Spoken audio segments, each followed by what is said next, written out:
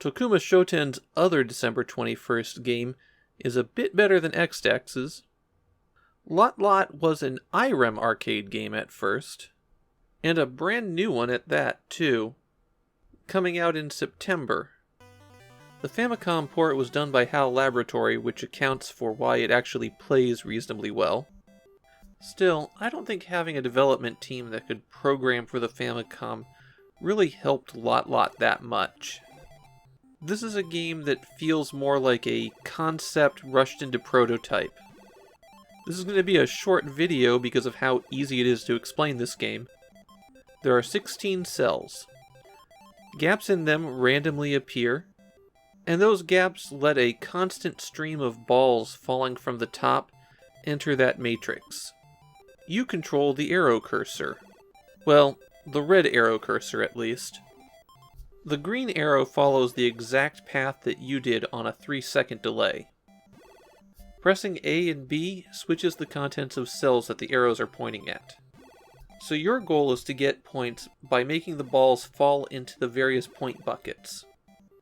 If balls ever wind up in the lower left-hand one, though, this crab slowly creeps up to cut that cell open and drop the balls out. If that happens, you lose a life, and you have 3 lives. There are stages in Lot Lot, and they seem to mainly affect which paths are more likely to open. On stage 1, these side doors, letting balls fall into the 50-point bin, are more likely to be open than not. On every stage, your goal is to collect a certain number of points. Once you achieve that, the colors change, and you have about 30 seconds to score as many points as possible before the stage changes. And that's literally everything there is to the game. Swap cells, drop balls, get points. Don't let the crab get anything. On higher levels, you'll run into situations where your arrow doesn't move fast enough to deal with the doors as they open and close. A good strategy is to constantly be moving so that you'll always have an option to switch. By the time you reach level 3, you won't know which doors are going to be open when the green arrow's there. So just having the ability to flip things around is good. Naturally, prioritize keeping the crab away.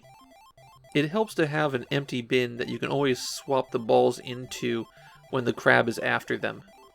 Just like with X-Dex, Tokuma had a drawing for stickers to place over the labels if you got a high enough score. And carts with those stickers are incredibly rare. I really wish I enjoyed Lot Lot more. A unique puzzle game being developed by HAL? It feels like it should work. But what happens is that the early levels are too easy, since you're always just moving balls to those outside cells.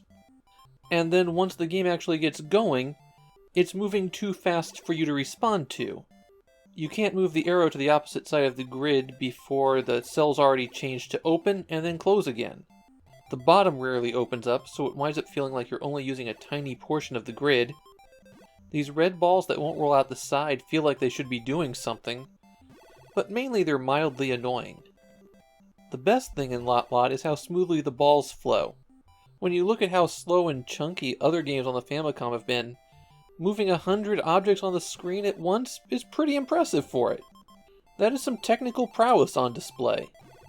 But there's no game here. All I got out of Lot Lot was disappointment.